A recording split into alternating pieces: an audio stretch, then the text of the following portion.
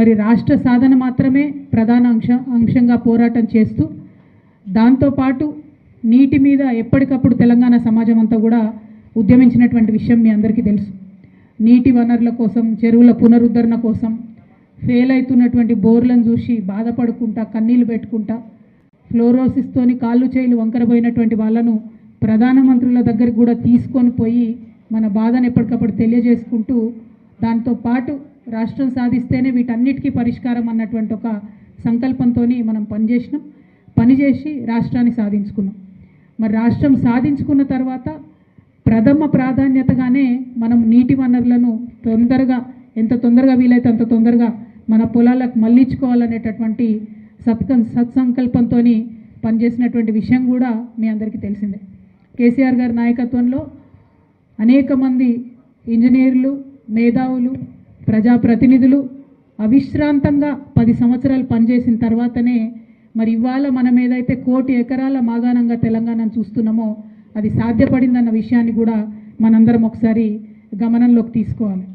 ఊరికేనే రాలేదు. ఈ 10 సంవత్సరాలు ఎంతోమంది పెద్దలు, మేధావుల మెదడు కరిగించి దానికి ఇంజనీర్లు రూపకల్పన చేసి అనేక మంది కష్టపడితేనే ఇవాళ 1 కోటి ఎకరాల పైచిలకు తెలంగాణలో నీళ్ళు ఇచ్చుకోగలుగుతూ ఉన్నాం.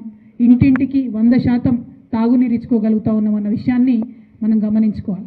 అంటే తెలంగాణ సమగ్ర అభివృద్ధిలో నీటి వనరులను మనం మన పొలాలకు మళ్లించుకోవడం అనేటటువంటిది ఒక కోర్ పాలసీగా, ఒక వెన్నుముకగా పెట్టుకొని ముందుకు పోయినాం. కాబట్టే ఇవాళ తెలంగాణ సమగ్ర అభివృద్ధిలో నీటి వనరుల యొక్క ప్రాధాన్యత వచ్చింది అనేటటువంటి విషయాన్ని కూడా మనం ఆలోచన చేయాలి. అంటే ఆ thought process, water is very important అన్న థాట్ ప్రాసెస్ని మరి ఇప్పుడు స్లోగా ఇగ్నోర్ అవుతున్న విషయాన్ని కూడా మనం గమనించుకోవాలి. ఉమ్మడి ఆంధ్రప్రదేశ్లో మీ అందరికీ తెలిసిందే, 60 ఏళ్లలో కేవలం 50 లక్షల ఎకరాలకు నీళ్ళు ఇచ్చే విధంగా వాళ్ళు ప్రయత్నం చేశారు మన తెలంగాణ ప్రాంతంలో 60 సంవత్సరాలలో. కానీ 10 ఏళ్లలోనే మనము 1 కోటి ఎకరాల పైచీలకు నీళ్ళు ఇచ్చుకోగలిగినాం తెలంగాణలో అన్న విషయాన్ని కూడా మనం గమనించుకోవాలి. కాలంతో పోటీపడి ప్రపంచంలోనే అతిపెద్ద లిఫ్ట్ ఇరిగేషన్ స్కీమ్ అయినటువంటి మనం కాళేశ్వరంని నిర్మించుకోవడం జరిగింది. అత్యంత తొందరగా నిర్మించుకోవడం జరిగింది. ఓవరాల్గా రాష్ట్రం ఏర్పడ్డటువంటి 10 ఏళ్లలో 1,24,00,000 ఎకరాల సాగునీరు వచ్చే విధంగా ప్రాజెక్టులలో ప్రధాన పనులన్నీ కూడా మనం పూర్తి చేసుకోగలిగినాం. ప్రతి ఊర్లో చెరువులను బాగు చేసుకున్నాం. మిషన్ కాకతీయ ద్వారా దాదాపు 15 లక్షల ఎకరాలకు కూడా నిరంతరాయంగా నీరిచ్చుకోవడం జరిగింది.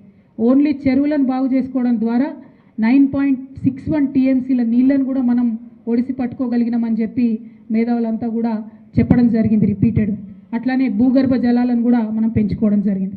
మరి వీటన్నిటికీ సాక్ష్యం ఏంది, టాంజిబుల్ ఏంటిది ఆన్సర్ అని అంటే, తెలంగాణ రాష్ట్రం ఏర్పడక ముందు 68 లక్షల టన్నుల వరి పంట వండితే మొన్న 2022-23లో అంటే తెలంగాణ ఏర్పడి 10 ఏళ్ళు మనం నీటిని మన పొలాలకు మళ్లించుకున్న తర్వాత పండినటువంటి పంట 1,68,00,000 టన్నుల ధాన్యం.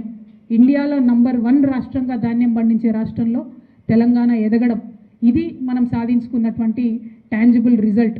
అదేవిధంగా మత్స్య వనరులు కూడా పెరిగినాయి చాలా విపరీతంగా. 7,000 కోట్ల వరకు కూడా మత్స్య సంపద పెరిగినటువంటి విషయాన్ని కూడా మనం గమనించుకోవాలి.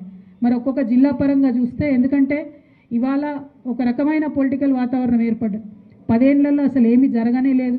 మనం ఎవరం కూడా ఉద్యమంలో నీటి కోసం తపన పడ్డ వాళ్ళం ఏం పనే చేయలేదు అన్నటువంటిగా ఆరోపణలు వస్తున్న సందర్భంలో ఆదిలాబాద్ జిల్లా చూసుకుంటే తెలంగాణ రాకముందు కేవలం 1,39,000 ఎకరాలలో సాగు జరిగేది.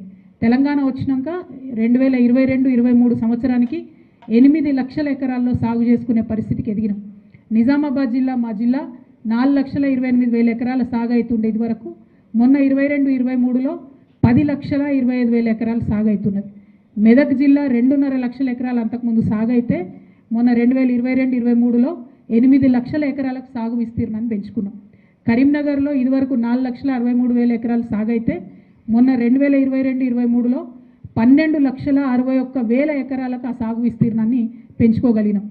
వరంగల్లో అంతకుముందు తెలంగాణ రాకముందు 4,43,000 ఎకరాల్లో సాగు అయితే ఇప్పుడు తెలంగాణ వచ్చినాక 2022-23లో 9 లక్షల ఎకరాలకు కూడా ఆ సాగుని పెంచుకోగలిగినాం. అట్లానే ఖమ్మంలో 2.5 లక్షల ఎకరాలకు అంతకుముందు నీళ్ళు ఇచ్చుకుంటే 4 లక్షల ఎకరాలకు ఇప్పుడు నీళ్ళు ఇచ్చుకోగలుగుతా ఉన్నాం.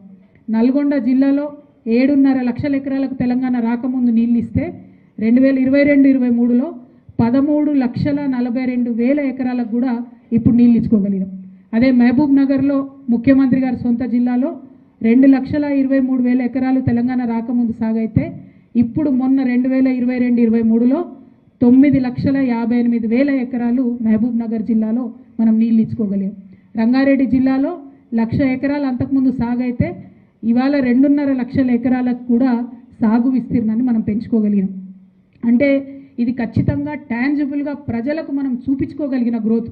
తెలంగాణ వస్తే ఏమొచ్చిందంటే తెలంగాణ 1 కోటి ఎకరాల మాగాణం అయిందని తెలంగాణ కోసం రక్తం స్వేదం పెట్టి కొట్లాడి పనిచేసినటువంటి మనందరం కూడా ఒక తృప్తితోని ఇవాళ ప్రజలకు చెప్పుకోగలిగినటువంటి విషయం ఇదే అని మనం గమనించుకోవాలి.